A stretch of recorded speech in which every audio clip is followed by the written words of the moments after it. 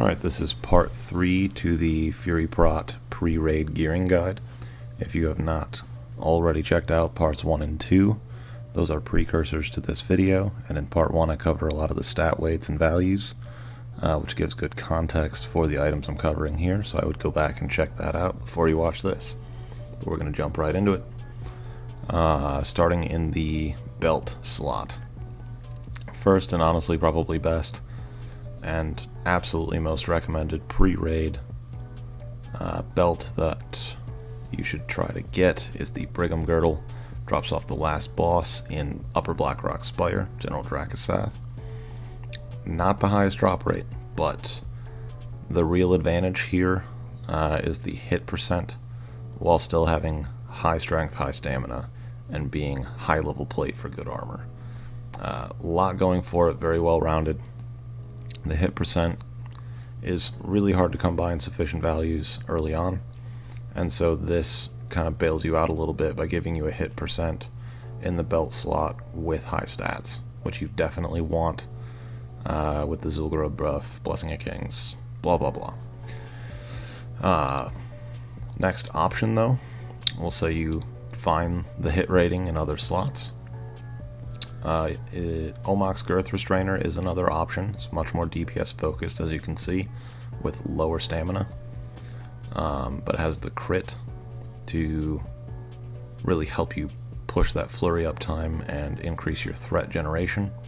Issue with this belt is that it competes for a slot with the Voon's Vice Grips, which, as discussed in part 2 of this guide, that 2% hit, despite it being a male piece, alongside the agility and stamina, is probably the better of the two picks, just because hit is so hard to come by. But if you find it in other slots, this is a good DPS-centric piece that will help you push that threat while still being high-level plate with some stamina on it.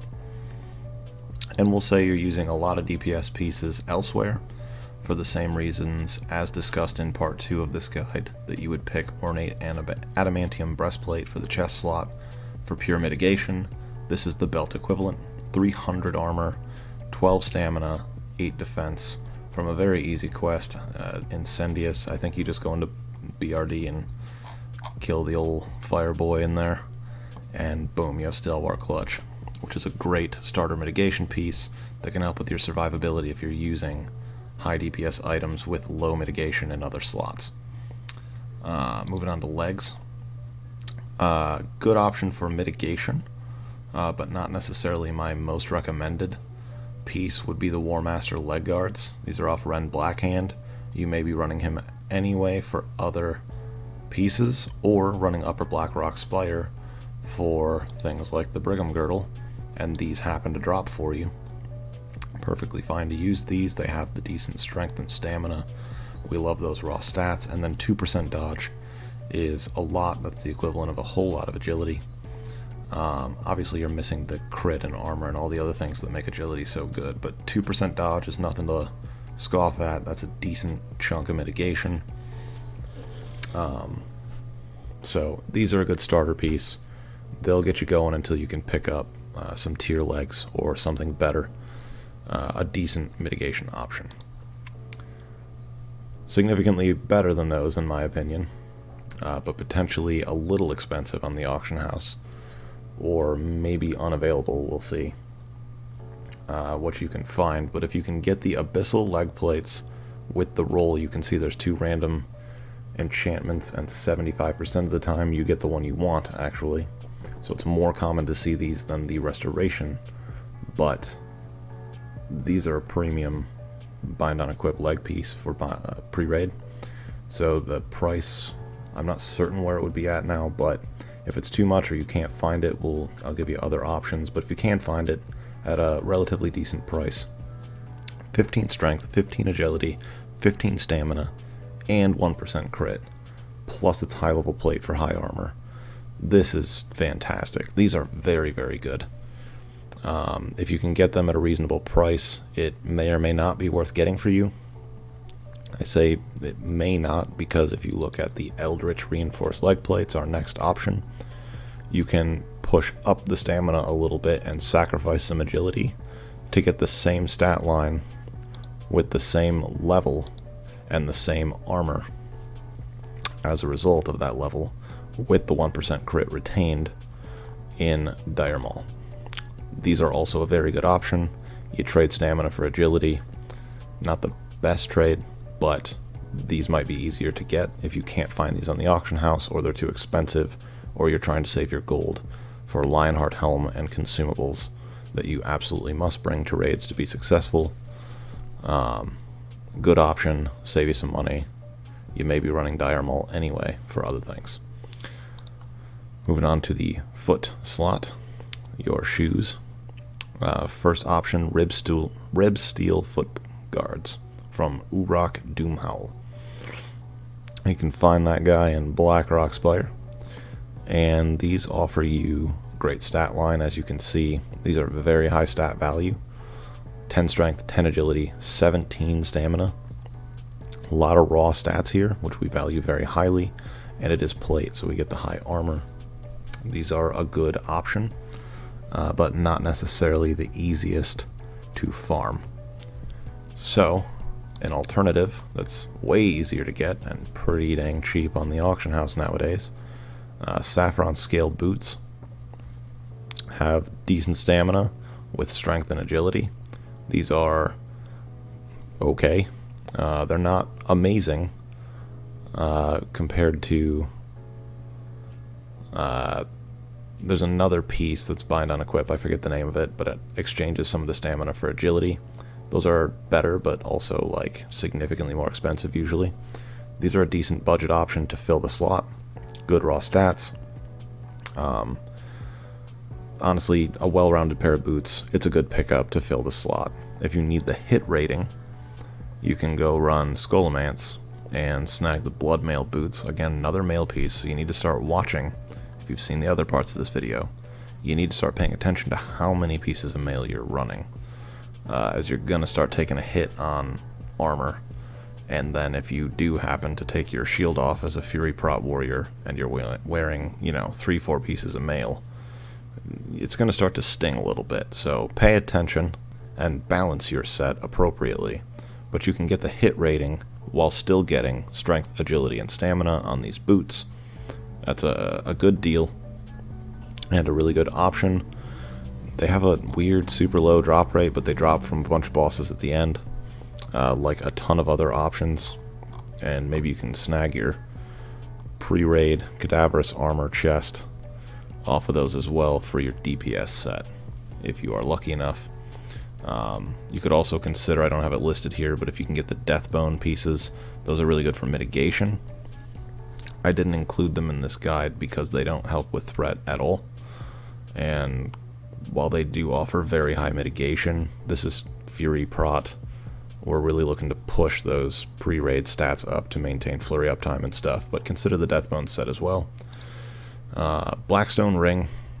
So we're getting into the ring slot now. The real advantage here is the hit rating again. Rings are actually a phenomenal place to pick up 2% hit in the 2 slots, because there's actually a lot of good options available to you to grab the hit chance in the ring slot.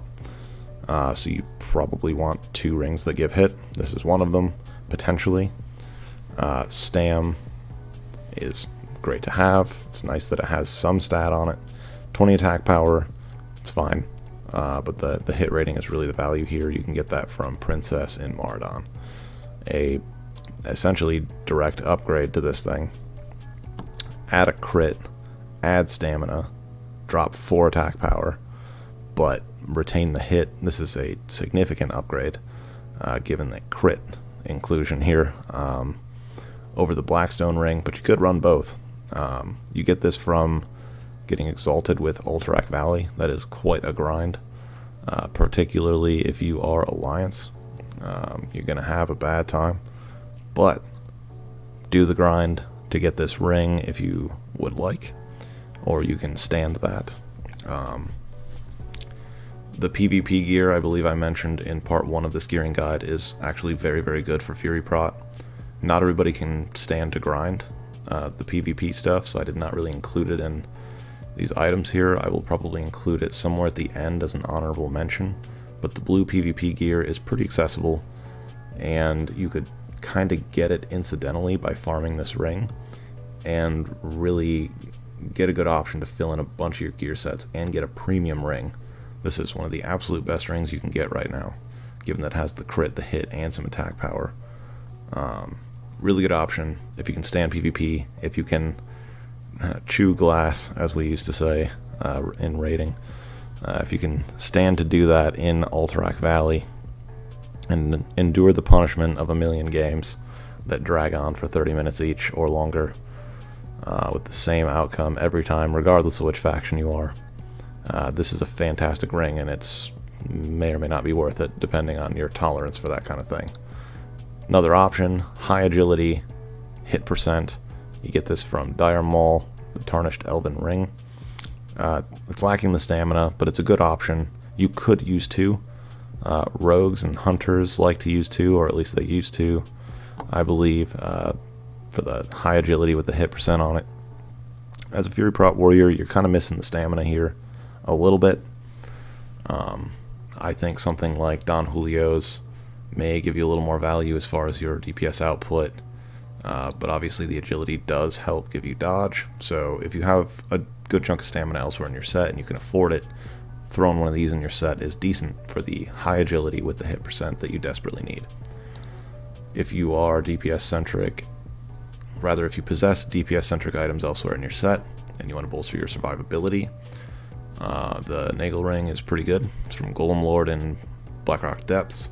You might be going in that direction if you're farming Hand of Justice or heading to Emperor or whatever that big golem dude that drops the Golem Skull Helm is. If you're doing Blackrock Depths runs anyway, Golem Lord may drop you this ring. 10 stamina with 5 defense. The 50 armor is negligible. Unless you're like a bear druid, this is not even worth thinking about, but 10 stamina with the 5 defense is good as a stat baseline, and the Thorns effect on it is fairly unique and does technically help with AoE tanking to generate a little bit of passive extra threat on top of other Thorns effects you may be running, to help keep things like the dogs in Molten Core or the whelps in Blackwing Lair, things like that. If you happen to have this in your set, it may or may not help with your AoE tanking, as far as pulling mobs off of you that maybe otherwise wouldn't.